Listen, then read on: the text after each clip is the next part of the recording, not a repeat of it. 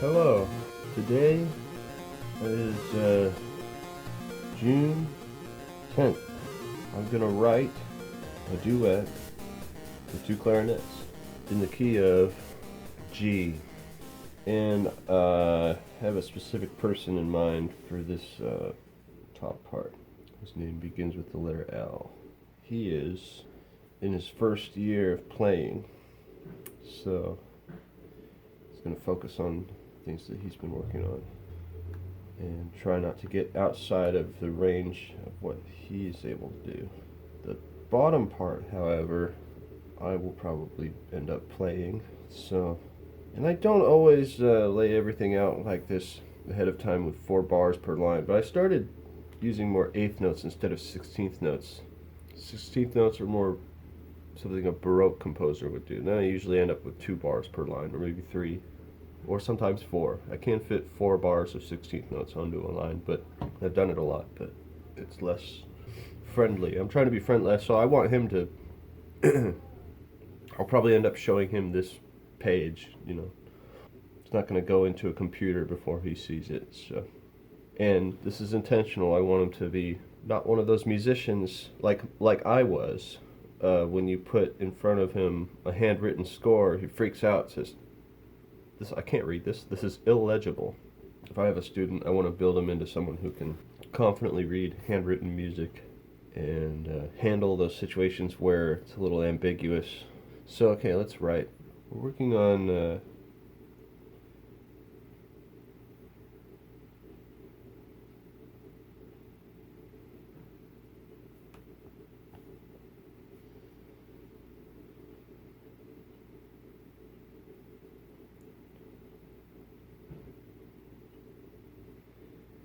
we need to handle some eighth notes. You know, so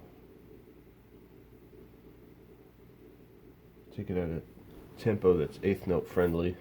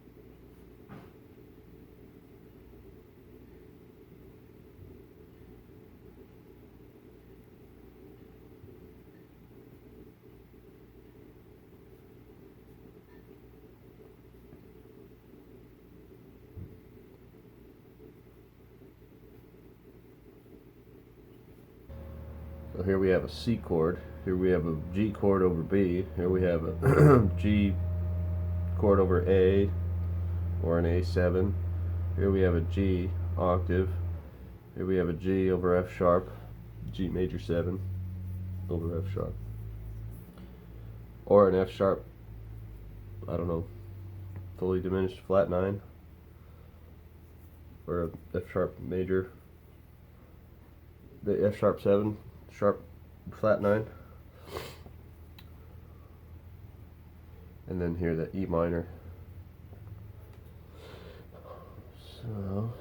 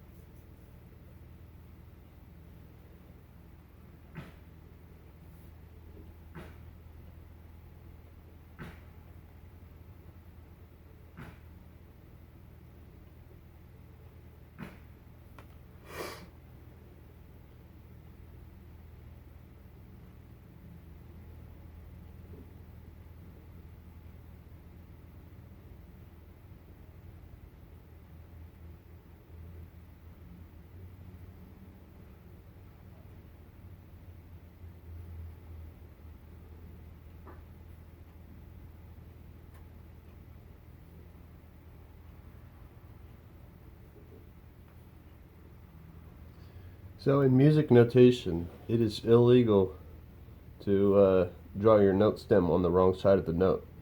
If the stem is going up, you must draw the stem on the right side of the note. If the stem is going down, you must draw the stem on the left side of the note. And I was looking at some sheet music lately that broke the rule. I think it was this. I think it was this Stephen Foster songbook. A half note had a stem. Yeah. I don't want to show it to you because it's copywritten. But there's a half note with a stem descending on the wrong side of the note.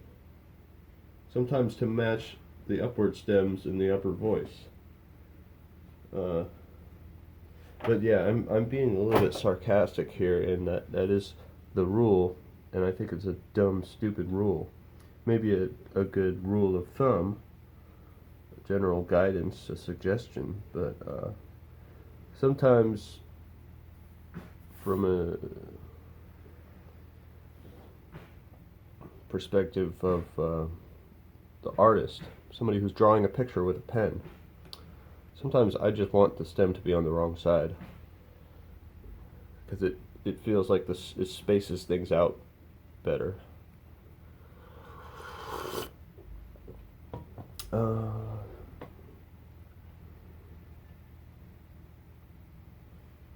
There are people on the internet that are very adamant about the rules, and I just want to look those people in the eye and say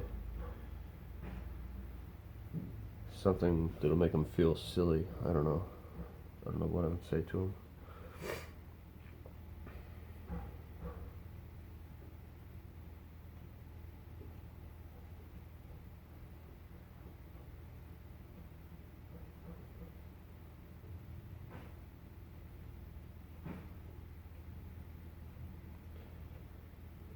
A lot of times my tendency is to go from E flat. Never mind. I was going to say, if I didn't have F sharp in the key signature and I wanted to play this line to the E natural, I would even with the F sharp, I would go and I would draw a flat sign to the F flat. Obviously not to minimize the number of accidentals on the page, but because I like to, if I'm going to a different pitch, then I want to use a different letter. E to E, same letter, E, E, but it's a different pitch. So for me, I just like to go to a different letter, even if I'm using an awkward note like an F flat, and especially in the key of G with an F sharp, and I'm going straight to an F flat, where some people might say, if you're going to draw an F flat in this key, you must precede the flat sign with a natural sign. I think this is a rule, and I would never do that. I would just draw F flat, and I say, look, I've shown you an F flat, play me an F flat. The natural sign in front,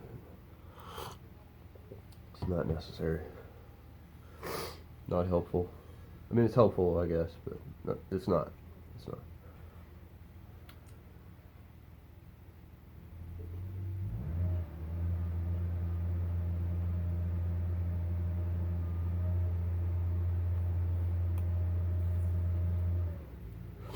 I should draw chord symbols, because this is for a beginner student, and I want him to not be surprised in his musical career, whether it's 1 year or 100 years. I don't want him to be surprised the first time he sees a chord symbol. So maybe I'll do that later.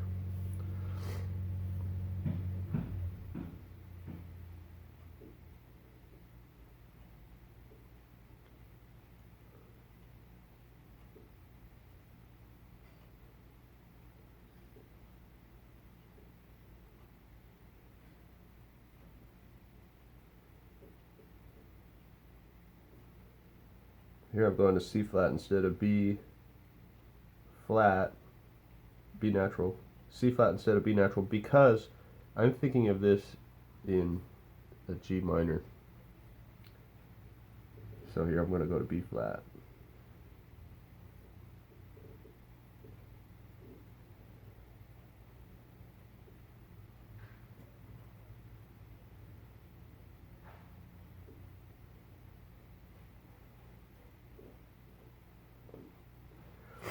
And if I go back to the C flat, F to C flat, tritone,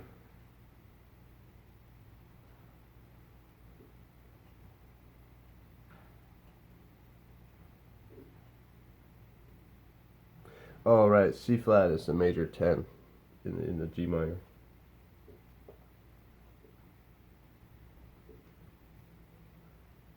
I was thinking of tritone, but it's a tritone off of the 7th.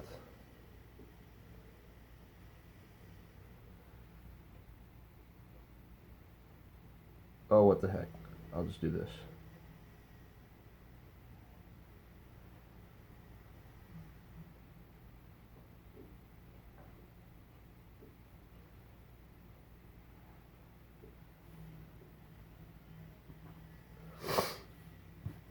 That's beautiful. Beautiful music.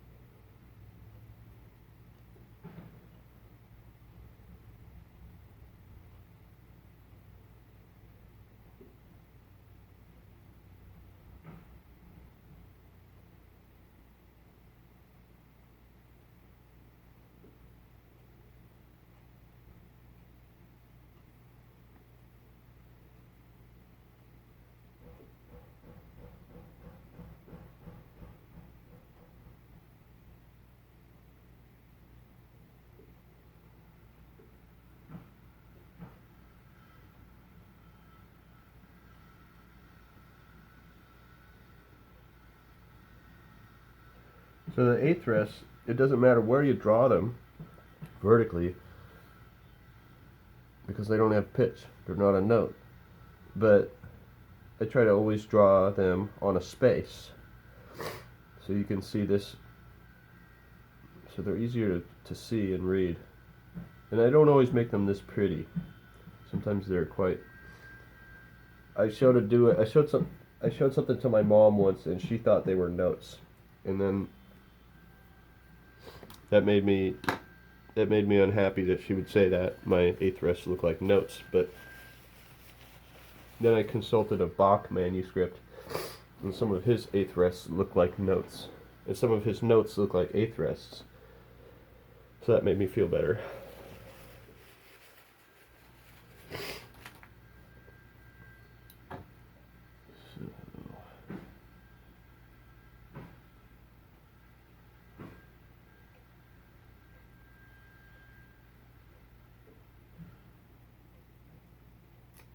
So you'll see I'm kind of circling over these notes before I draw them, kind of contemplating, measuring. I'm looking up at the other part, seeing the harmony. And then, like I just did, I'll go back. I already drew the note, but I'm like redrawing it, I'm clarifying it, making the dot a little more solid, and having continuity of the diameter of each dot. And just kind of, but at the same time, I realized, after a while of doing it, I realized what I'm doing, whether I intend to or not, is I'm reviewing what the pitch is. I'm reviewing the contour of the melody that I'm playing or the harmony. And it's another thing that I really love about handwritten music writing.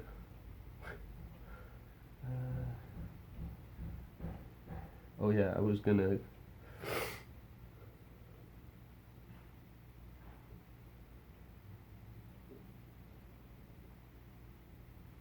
do that.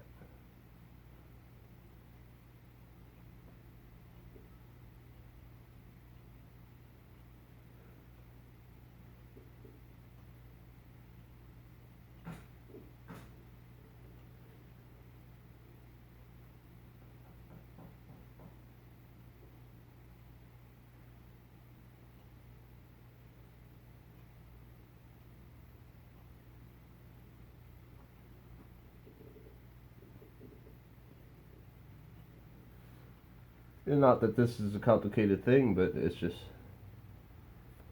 when I redraw the note heads,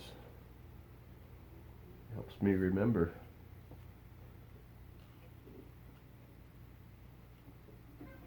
And it's kind of cheating too, because when I sight read something I've written by hand, I'm not really sight reading it. It's not really the first time I've seen it, having gone through it in such a detailed way.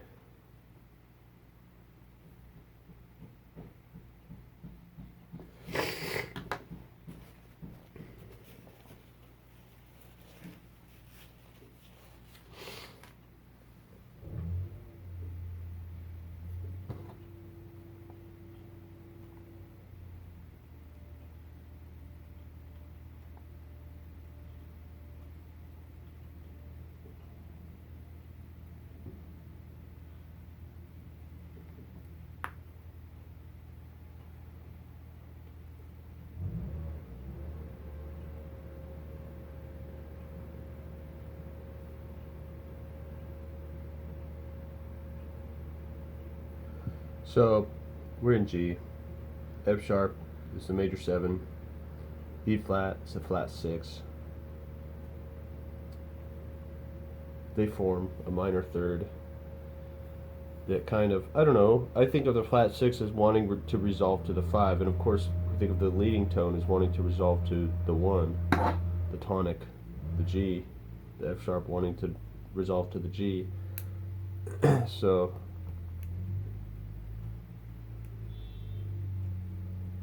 obviously I'm going to resolve backwards in the opposite direction.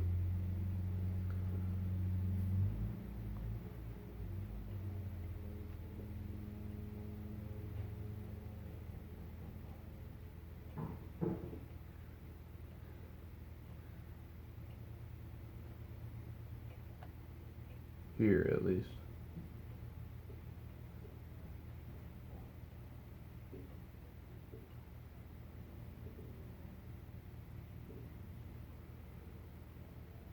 Oh.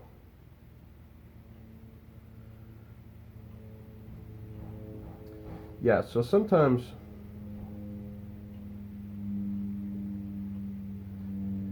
if I'm chromatically leading up to the root, sometimes I like to use a sharp 6. So then I can have E sharp, F sharp, G, and those will be 3 different letter names.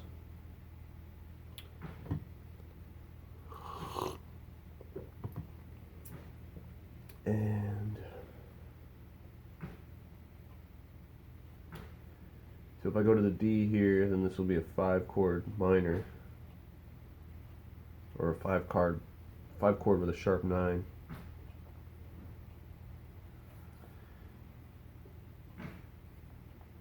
Yeah, I feel like my commentary is really on point today. Yesterday I watched Joe Pass talking about his guitar playing and rattling off a bunch of vocabulary. So this is good.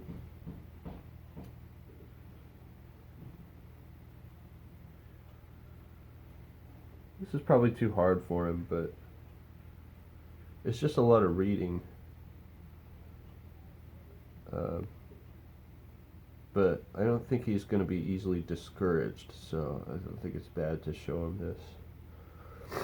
And he has plenty of easy music to work on. He's got essential elements.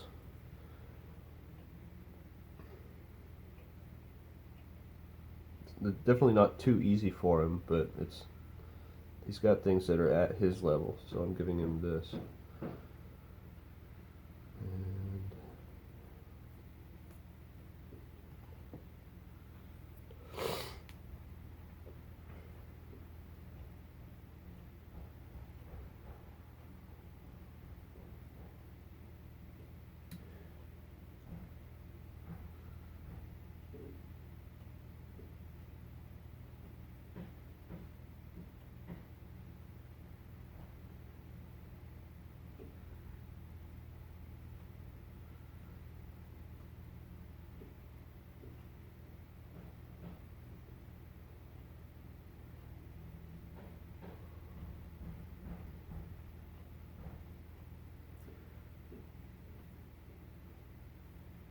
I don't always write this slowly.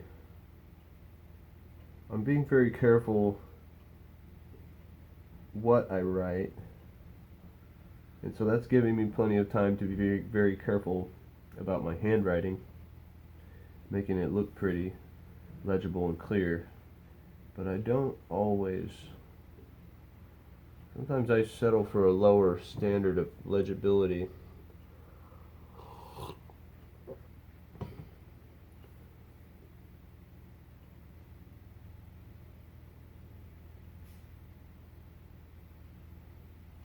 So I might challenge him to play this all in one breath.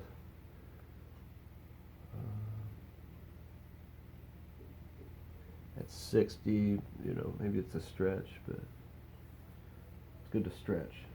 Stretching is part of fitness. So, okay, yeah, I forgot I was gonna E sharp, F sharp against the C, fine.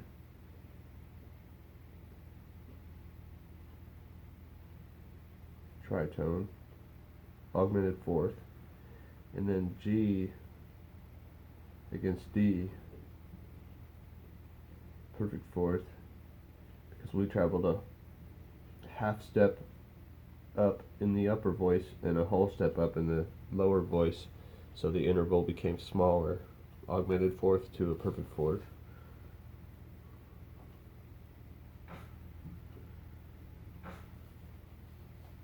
If Billy Bob's log truck is here on the map and Joe has his log truck here and they're both traveling that direction and Joe travels faster, then they will get closer together. It's a good log truck analogy for all the loggers that are watching my music theory videos.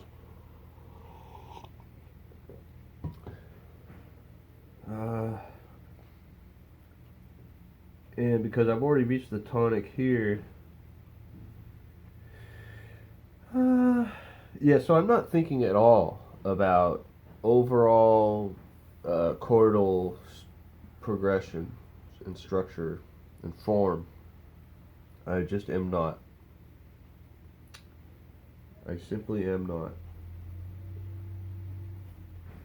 I'm kind of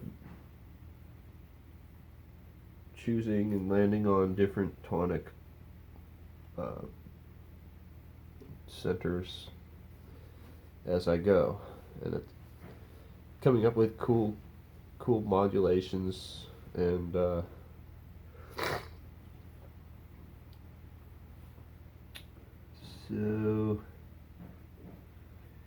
yeah, we landed on our tonic here on the end of 4. Now I'm going to stay on the tonic, and this sharp 4 is going to make us all unsteady.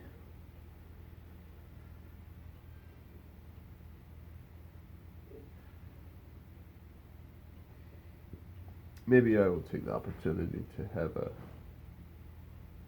maybe he could take a big breath here if he needed to, and then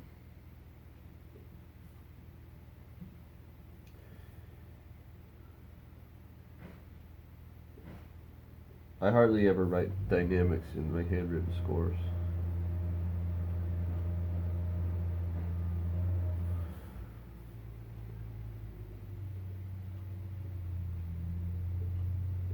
give them an opportunity to read what is pretty unique to my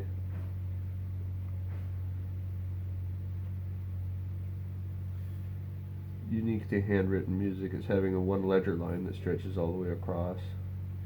I've seen it in Bach, and I have not seen it anywhere else, but I haven't really looked.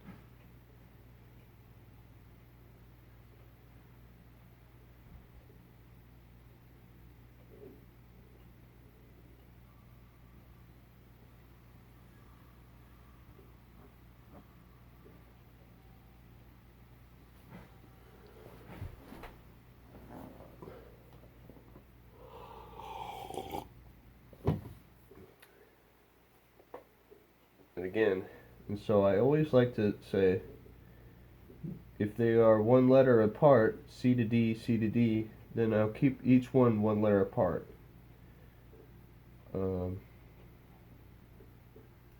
I wouldn't use C, C sharp, C sharp, D, C, C sharp, just so that I could stick with sharps only. And you're doing a lot of, it's all up to like what pattern are you following.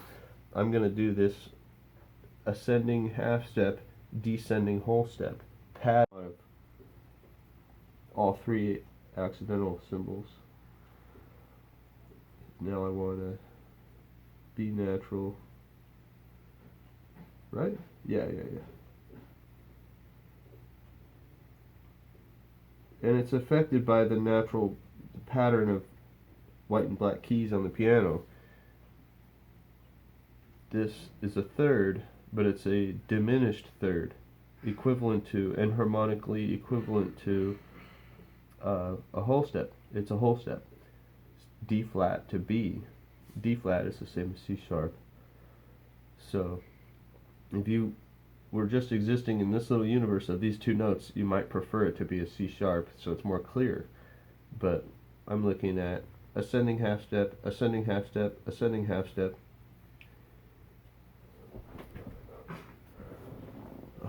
So then I've got one more beat here.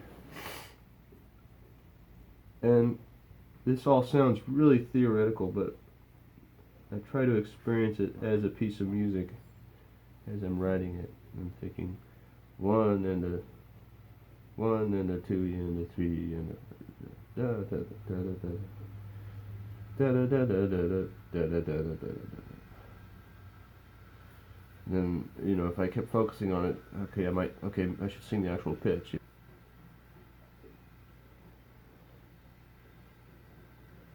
It's good to show off for your students, right?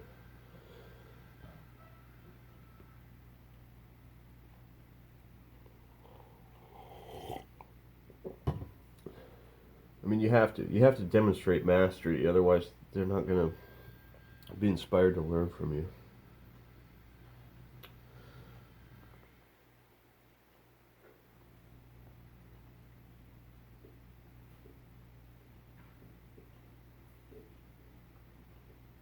And to follow your practice recommendations. So I'm taking him down the chromatic scale. It's kind of a weird way to do it.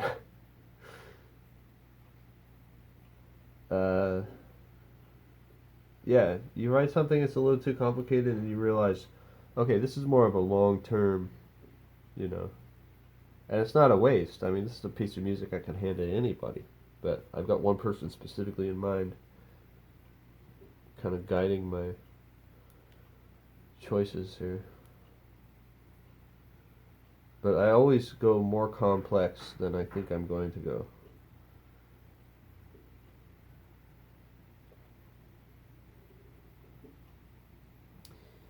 So here we've made it down to E flat, D, C sharp, and we're here with a natural, B flat. Oh, what a wonderful opportunity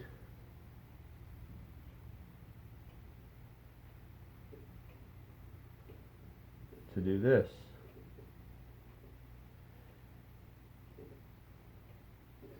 Call it a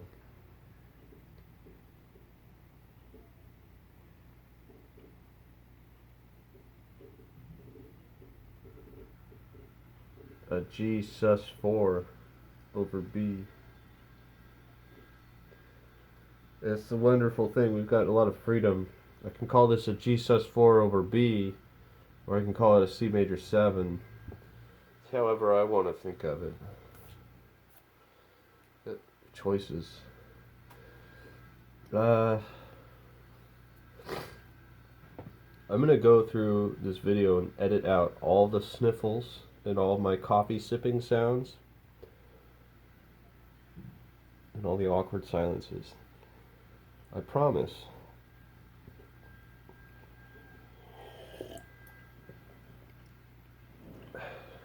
So he's just taking a full bar of rest. These whole notes are long. It's 60 beats per minute.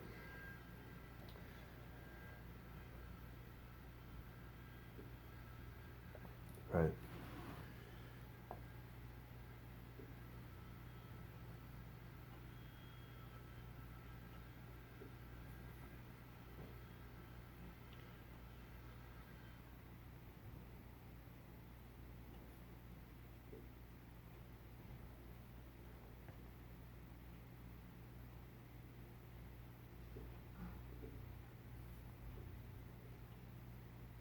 So I'm picturing myself explaining this to him.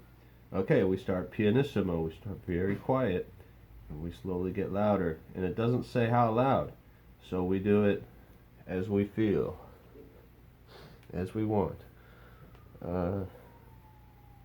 As the Spirit moves us, so shall we get louder. Ending on a minor 10th. Then converging on an octave on the leading tone and stepping up a fully diminished chord.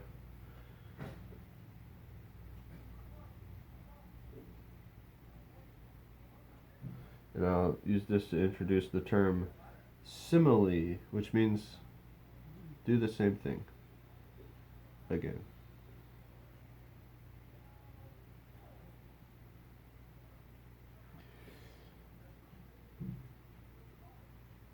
So I have this ideal of this two-way thing where every week I ask my students, I gave them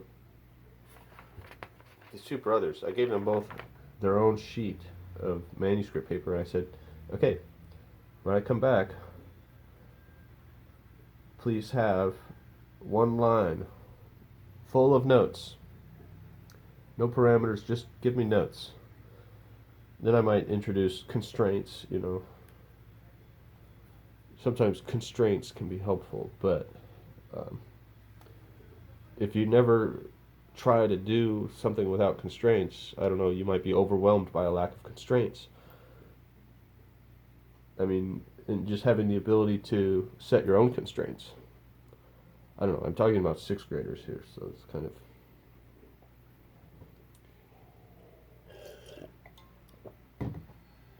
whatever.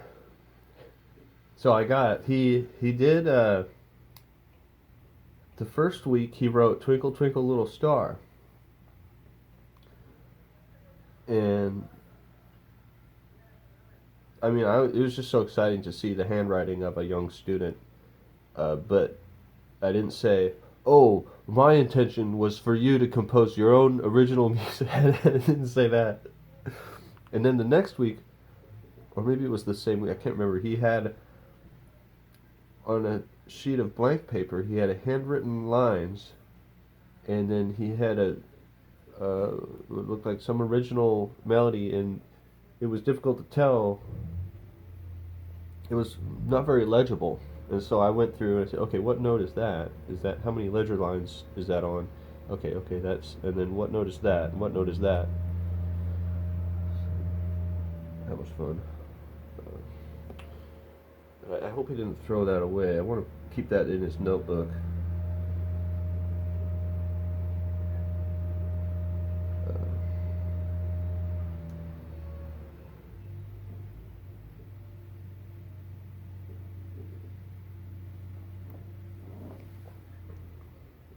so here we are, C major 7.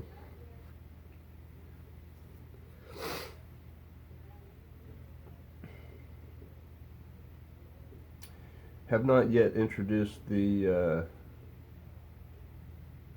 offbeat.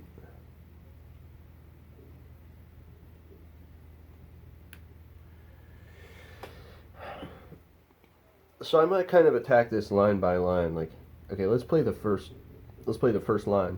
Good. Okay. Let's play the second line. Good. Okay. And have them in progressive difficulty.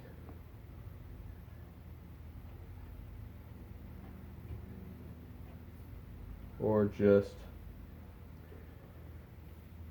try to restrain myself from introducing an offbeat here.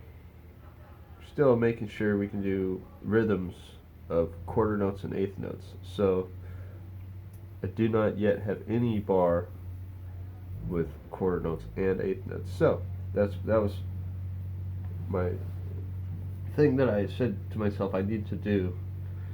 Is give them some quarter notes and eighth notes. Of course, there's quarter notes and eighth notes in his Essential Elements book, but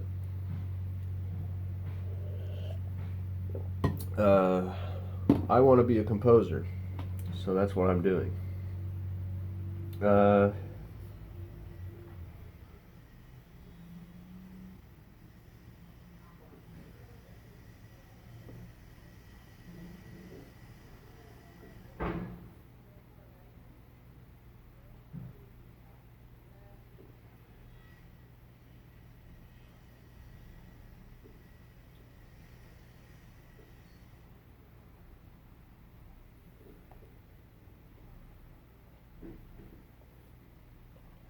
And these single note lines,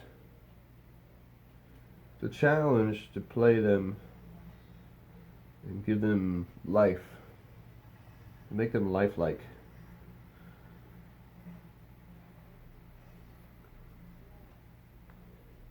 And it's kind of a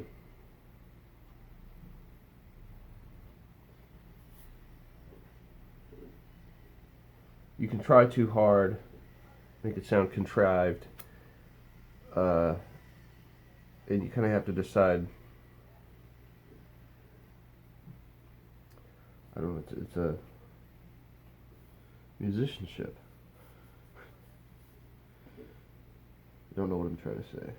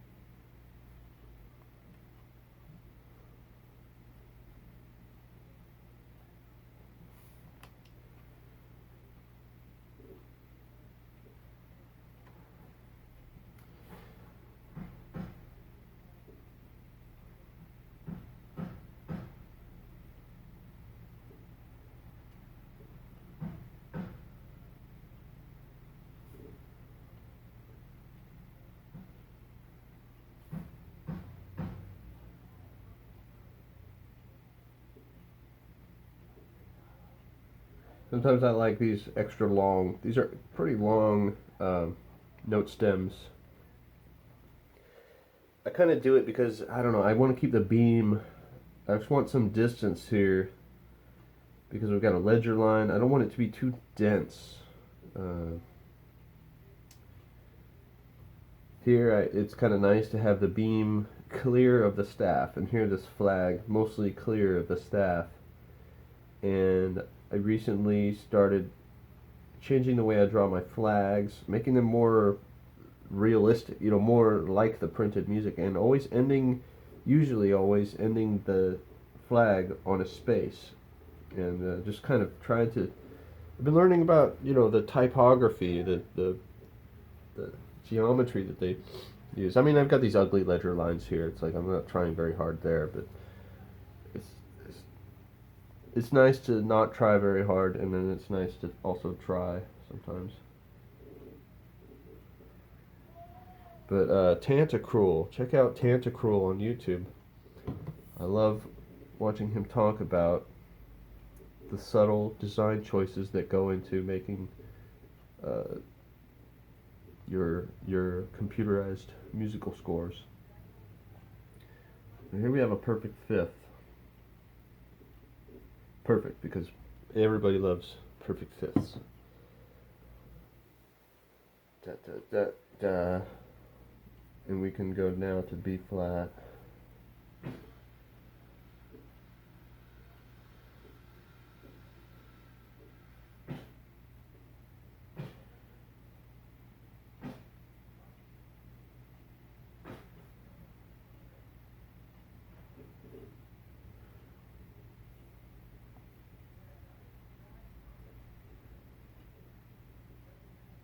I can't resist.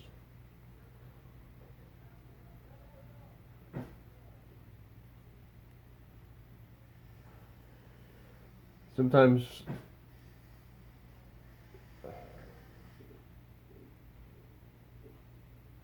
da, da, da, da.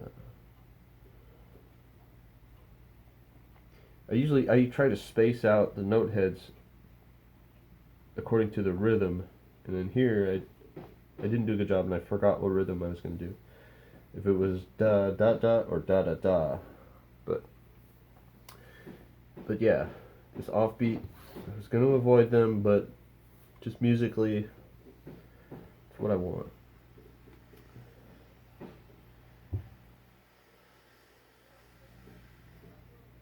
Yeah, so we'll take this perfect fifth, go down from the root, down a half step from the root,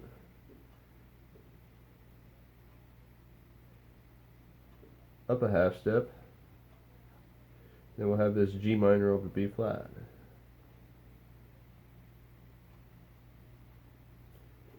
That'll be nice.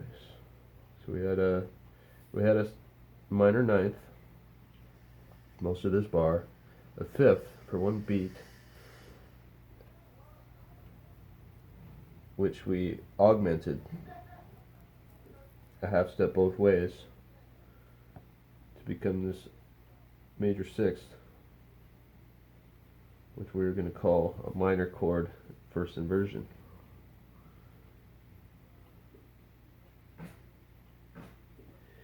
And we have the upper part playing lower notes.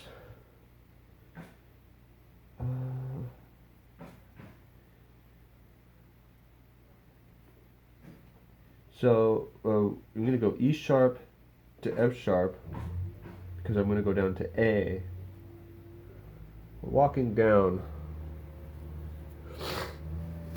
I want to give him some incentive to pick up these low notes. He's having trouble playing low notes. His right hand is having trouble stretching and covering and just, I don't know, being able to sense whether he's fully covering and sealing the holes. So it's going to take more focus. So I'll come here with an E sharp.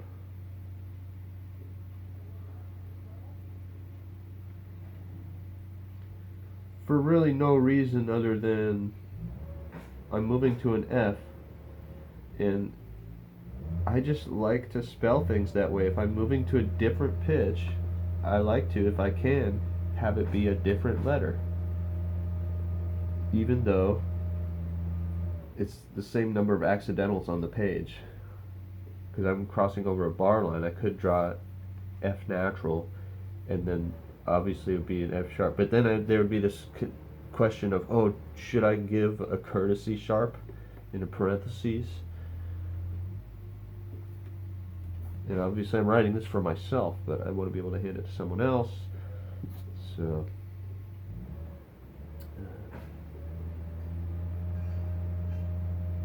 yeah, to the A.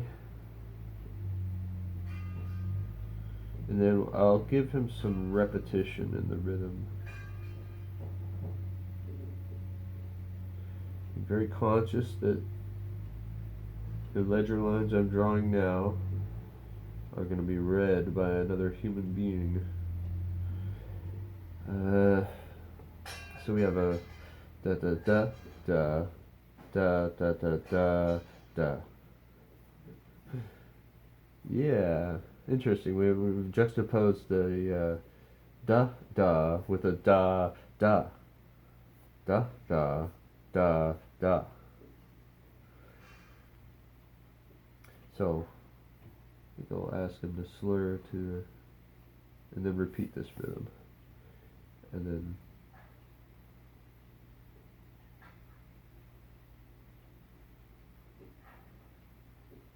yes, yeah.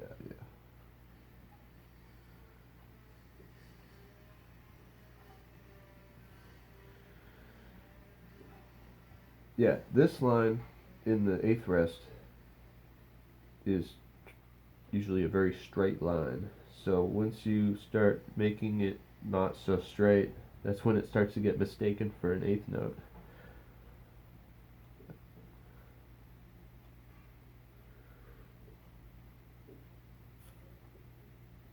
And people are just, a lot of people have a hard time with this notation, this written notation, because it's like a system of writing that is, it's more particular than just any other system of writing out verbal information. Drawing letters is easy. You stick within a line, you draw one symbol, and then you draw the next symbol, and they're all just on the same elevation, and you just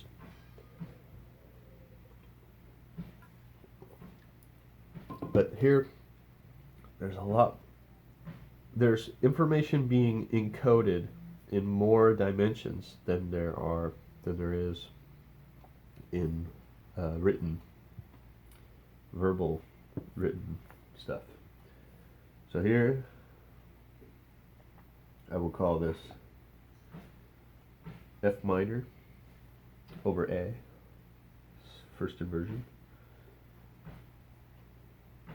Get this cool, call it a modulation, I don't know, G minor over B flat to F minor over A.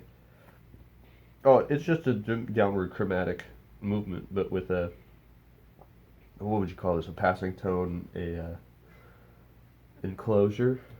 I think the jazz people call it an enclosure when I come from the other side. Moving down, but I'm stepping 2 steps down to come back up 1 step. But overall, it's thought of as a step down, and this is just an embellishment. It's an enclosure, it's an embellishment, it's a passing tone. It's whatever you want it to be. So yeah, hang out on this chord for a while, enjoy this sonority, and then maybe introduce another passing tone.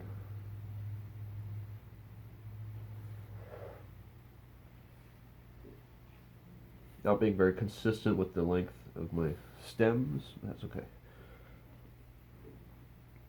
So I could treat this as an A13 and resolve my 13 down to a 12 or a 5, 6 to a 5, or 13 to a 12, and have a nice perfect fifth. here from A to E. And why not keep it moving with a nice slur. And then he's going to A flat. It's just going to be an opportunity for him to show off his, just like, hey, I'm learning the chromatic scale, and here's a really cool piece.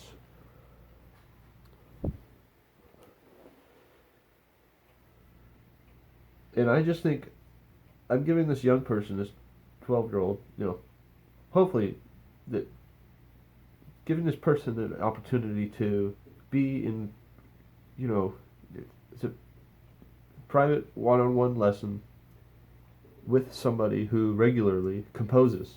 And, if I didn't compose, not saying I'm a fabulous composer or anything, but I am an adult who composes.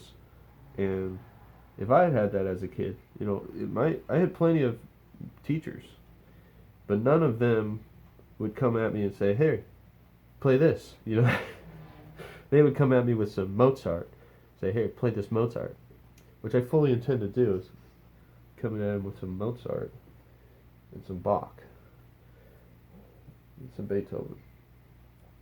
And, all the others.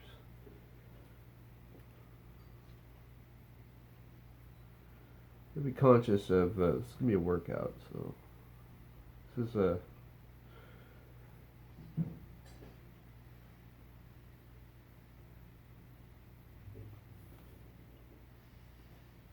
okay, yeah, more complex, introducing more. Let's call this basically a half note, quarter note fall big by a quarter rest. Really having to count here.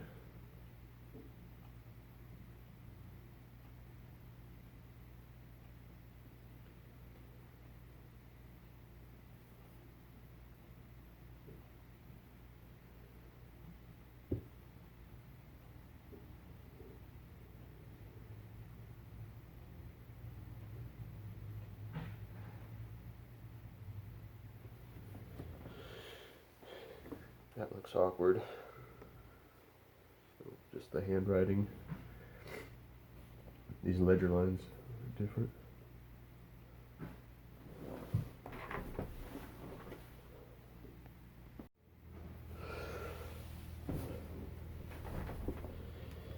So almost done here.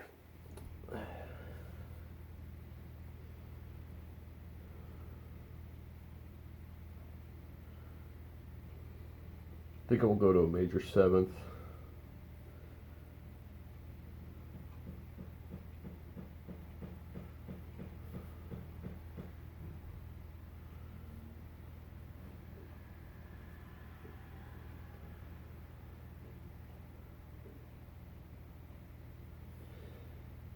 And because he's just seeing a lot of these rhythms for the first time, and giving us exactly the same rhythm.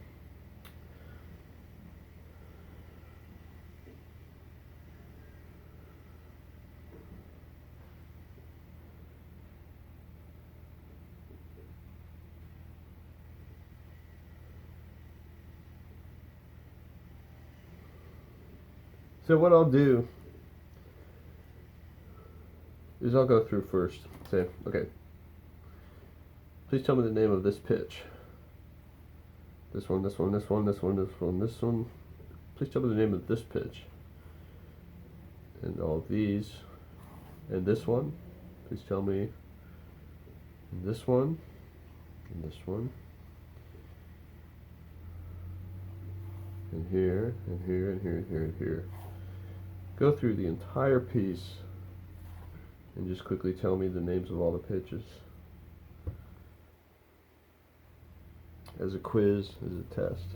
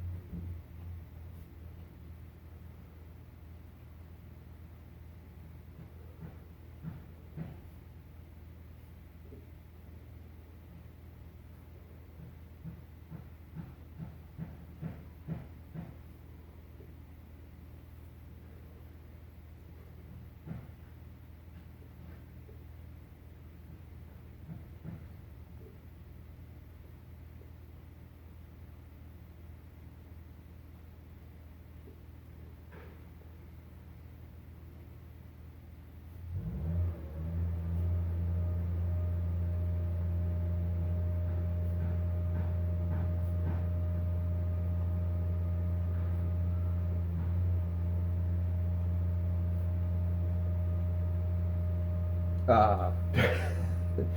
Alright, just looking at this, trying to make it exactly the same. Whatever.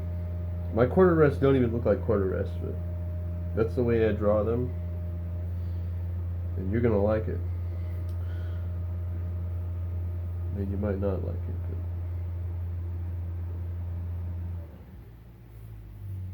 but da da da da da da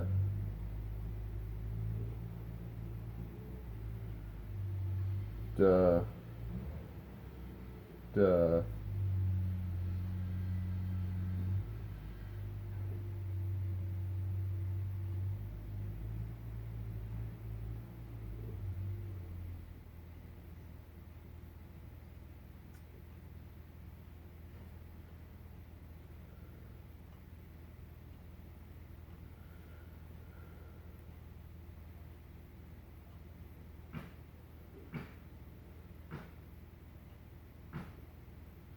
So I'm drawing this F ledger line and then having to separate this space into thirds. I usually do halves and halves and halves. When you have a blank piece of paper and you need a staff really quickly, I'll draw a line, and then a middle line, and then a line in between those.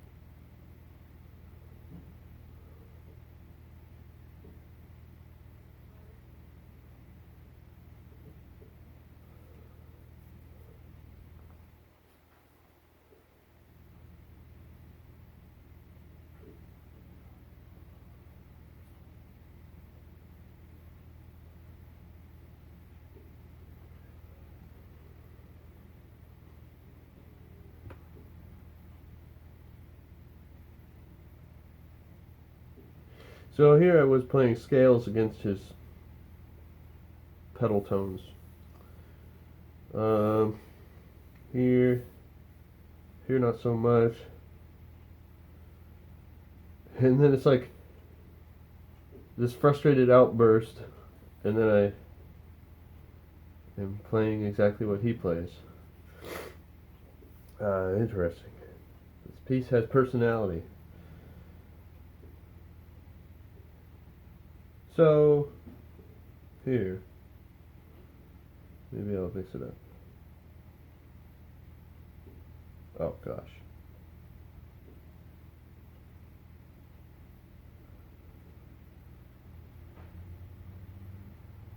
Okay, so F sharp, G, G sharp, A sharp, B,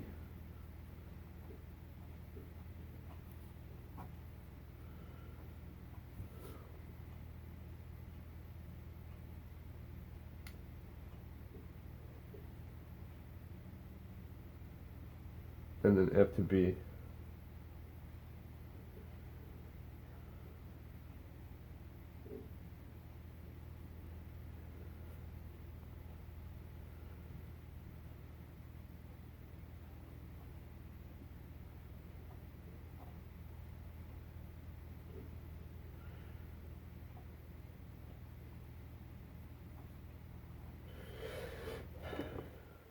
And E.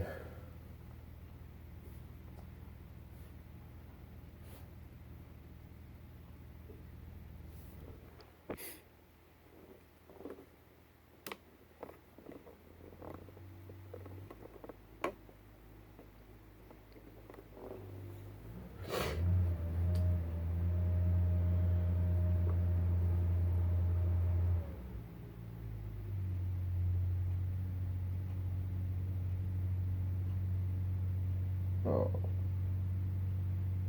heaven help us.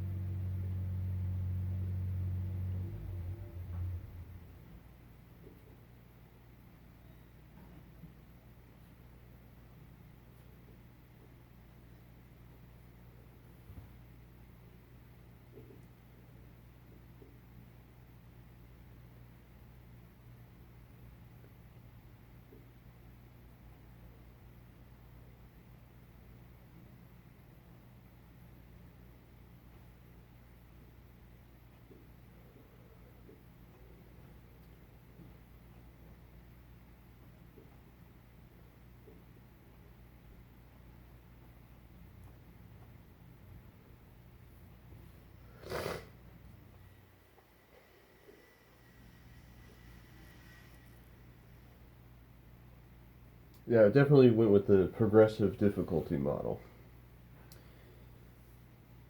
May as well just draw a double bar line at every line. And rehearsal letters A, B, C, D.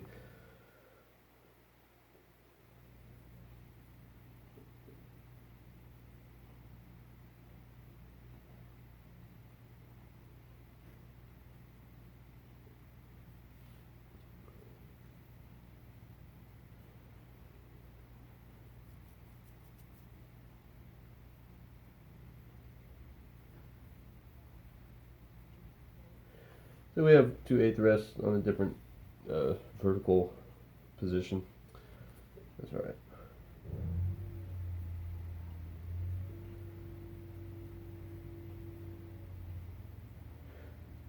Here we'll do something fun.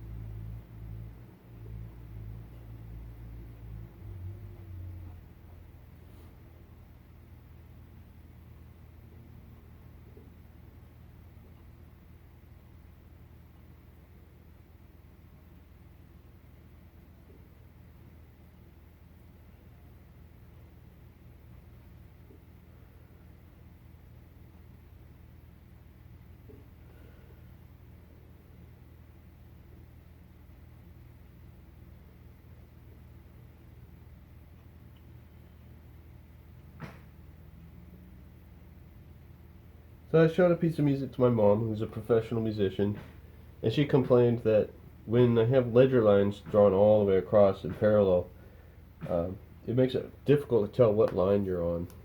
And I said,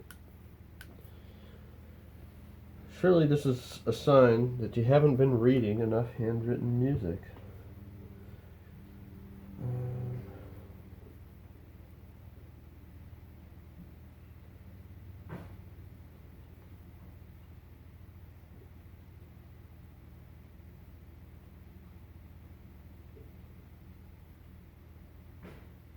Okay, where am I? I'm lost.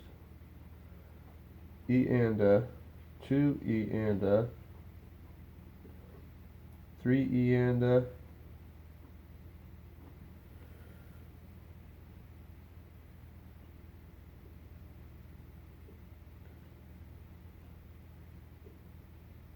Okay, I'm gonna ask him to do something really funny here. Dotted half, dotted eighth, and a 16th. Way too advanced. It's way too advanced.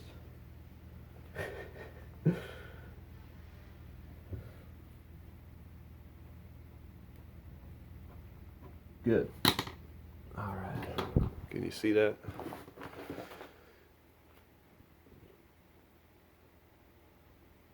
Now I'm going to record it.